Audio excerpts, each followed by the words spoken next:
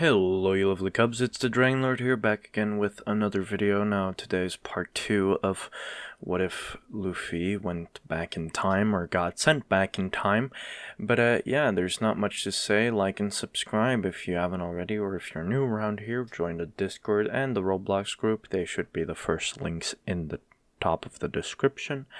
And with that out of the way, let's get into it. I'm up now, 20,000 on a bus down, I'm on my way, I'm going up now, and I ain't never gonna touchdown.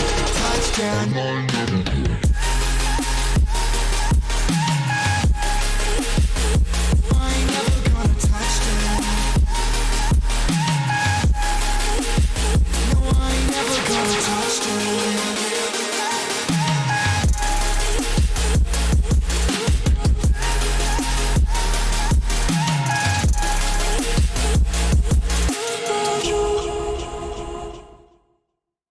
Luffy and Zoro would set sail. They just had finished packing up their stuff and they bid their farewells to Kobe and the Marines. They drift out at sea, and for a few days they're just sitting there, and they're getting kind of low on supplies, but they strike conversation with each other, and they've been talking for the past few days a lot.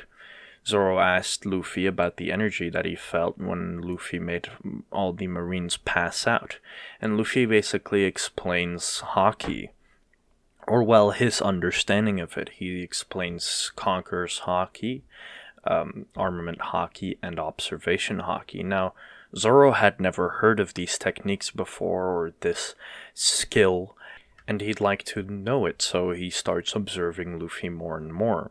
Now, they're out at sea and they're just drifting. They don't know where they're going. They both don't know navigational skills and they're just sitting there. But then Luffy spots a bird and he tries to then catch the bird, but he misses. Confused about it, he starts following the bird, or they start following the bird, as Zoro says that there might be land where the bird is going. So they start rowing, and they're rowing at a fast speed because they need to keep up with the bird.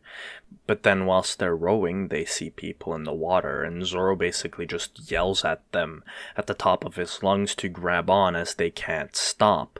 So they do. They grab on and they start rowing and rowing. And they actually switch out. Zoro switches out with them to row, but Luffy's still going strong.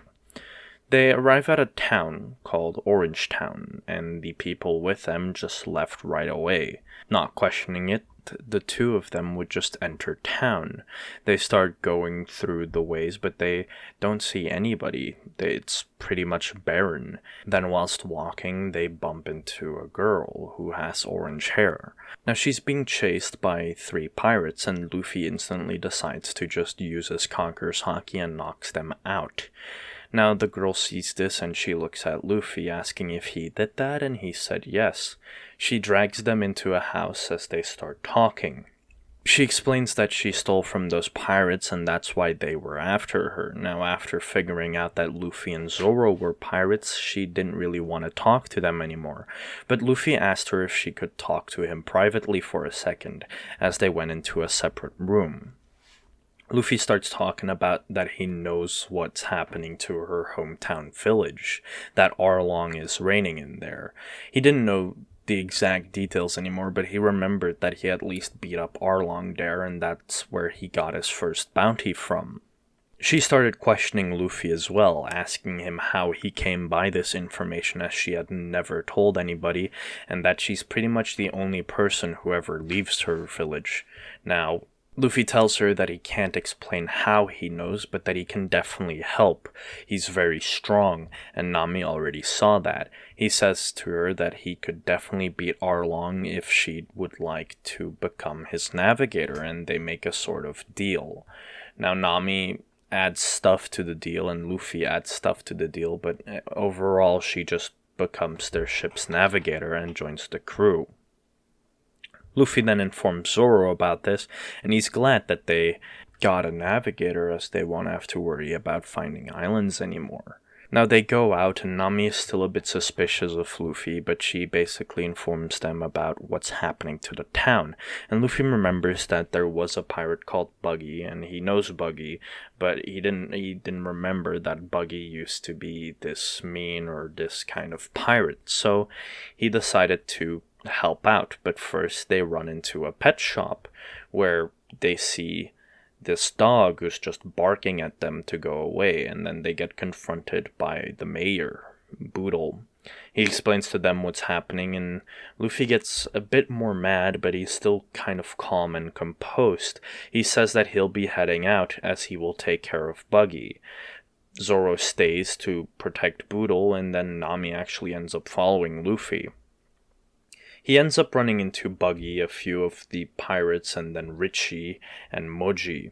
Buggy starts laughing when he sees Luffy, as Luffy told him that he'd beat him, but then Buggy notices that Luffy used Conqueror's Haki.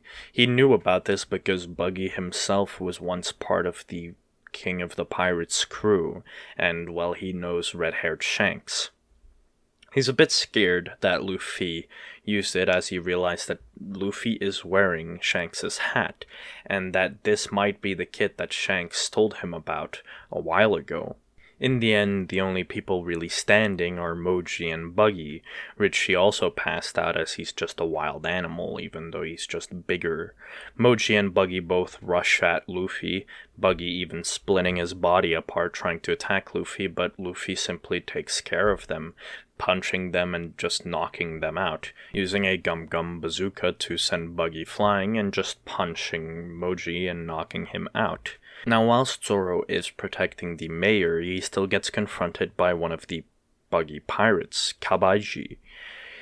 And their fight starts out, with Kabaiji using his unicycle to try and attack Zoro, but Zoro, being in perfect condition, easily takes care of Kabaiji. There's no issue at all. He actually learned a few things in this fight, but they were so minor it didn't really matter that much.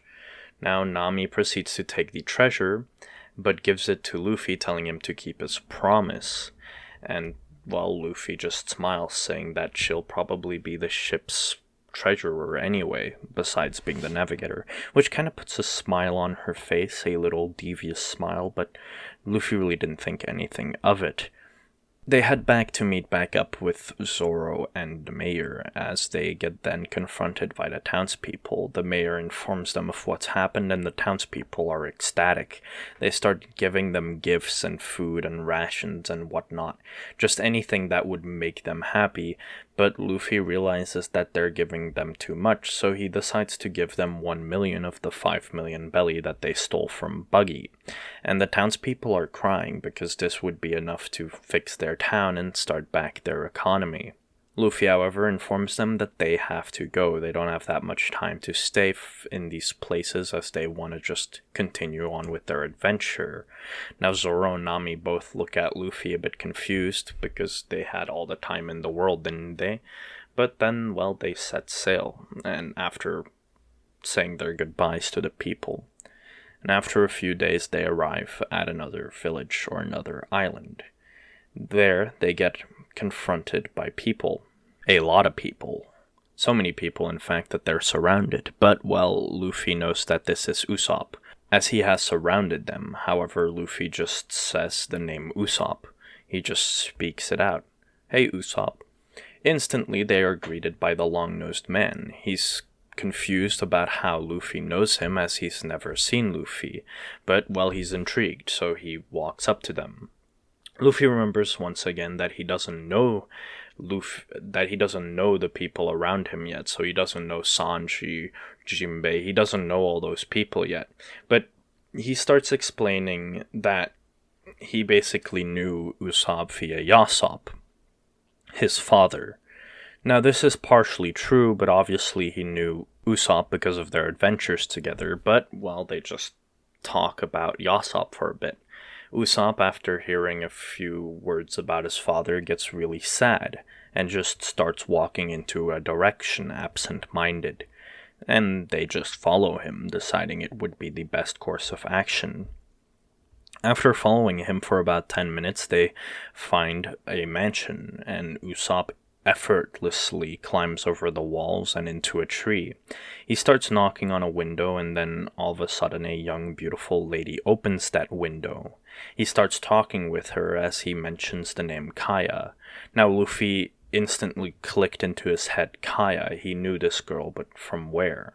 It had been so long that he didn't really remember that well. At that moment, however, a stone gets thrown at Usopp, and when looking down, they see the butler Kuro throwing that stone.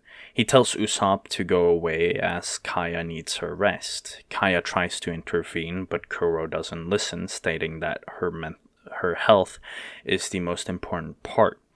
So he keeps throwing stones. However, Luffy intervenes. He stops these stones, and then he walks up to Kuro. He recognizes Kuro a bit, but he can't remember from where. At the same time, Kuro is sweating buckets. He recognized Luffy's face. Unbeknownst to Luffy, his bounty had gone up to 35 million, so that's how Kuro recognized him. They saw the new bounty and they saw the updated picture. Now Kuro got a bit scared as Luffy had a higher bounty than him, so that might mean he's stronger than him. But then he remembered that there's no way that Luffy could figure out that he's a pirate. After all, he had been so-called executed. Now Luffy, thinking about it a bit, remembers that Kuro is a bad guy, but he can't remember why, and decides to just knock him out using a gum pistol. Now Kaya sees this and gets agitated, so she chases everybody away, and Usopp gets a bit mad at Luffy. Kuro didn't really deserve getting punched. But Luffy can't really remember why Kuro was a bad guy, and he just says that he thought that Kuro was a bad guy. Now 2 days pass, in which those 2 days Zoro trains. He had gotten an explanation about Haki from Luffy, the same explanation that Rayleigh had given to Luffy, so he wanted to achieve higher heights, so he was training on the ship whilst waiting for the others to come back. The ship does get attacked by pirates who want to steal the money that they had, but Zoro easily chases them away, beating them to a pulp. He then sees that there's an actual pirate ship as he followed the pirates that were running away. He decides it would be best to probably tell Luffy about this as he decides to make his way back into town, where he ends up meeting up with Nami, who was trading stuff with people in town, and selling and buying goods. Now, whilst that's happening, Luffy is hanging out with Usopp as they talk about his father and other things. Usopp is a bit saddened because, well, he never really met his father as his father left. But hearing these great stories about how Usopp is the sniper of a famous pirate, he's excited because that means that he could also become someone like that. And in the end, Luffy ends up inviting Usopp to the crew, and Usopp is actually ecstatic, but he says that he has to take care of the village and Kaya. Now Luffy thought back about Kaya and her illness because Usopp said that he had to take care of her, and he remembers that Kaya wasn't sick but that she was being poisoned, and he's thinking about it more and more, and then he remembers why Kuro was a bad guy. He was a pirate. So he tells Usopp, and Usopp is confused, and he's confronting Luffy about this, saying that it's not true, but Luffy just says that they should go, as they rush over to the mansion. They arrive, they jump over the wall. Luffy just grabs Usopp and jumps over it, taking him along, and they enter Kaya's bedroom, breaking the window. Kaya is surprised, but not as much as Kuro, who's also in the bedroom. Now Kuro gets confronted by Luffy, who starts spouting accusations about him poisoning Kaya. He's sweating buckets, but then Kaya gets mad, saying that Kuro would never do something like that and that they should leave. But then when she looked over at him and said right, asking for confirmation that he would never do something like that, she saw him hesitate.